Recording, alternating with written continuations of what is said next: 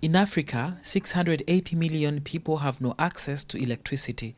A collaboration between the African Development Bank, the World Bank, and global development partners has set itself the target of reducing this number by 300 million by 2030. This means that in 5 years' time, 300 million Africans will have access to electricity if all goes according to plan. All I'm trying to say is that if you want to deal with a big problem, it's not about the flag of the African Development Bank or the flag of the World Bank or of anybody else. It's not about what we plant. It's about how we work together. So this is all about working together. This is all about joining hands. This is all about pooling resources. And this is all about accountability. We can do megawatts of talk all we want.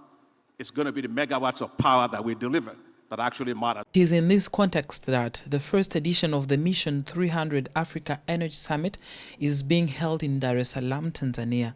Some 20 African heads of state are attending, along with 1,300 participants, most of whom are from the private sector. Together, on January 27th and 28th, 2025, they will chart Africa's course towards universal access to energy.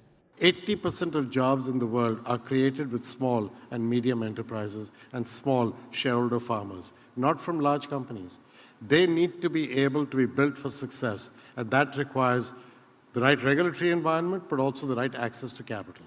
Those are the three verticals: the public, the knowledge and governance, and then the private. Here's the issue. For them to work well, you need to have access to capital, both priced but also concessional. There is not enough of that in government coffers. Their fiscal challenges are obvious to all.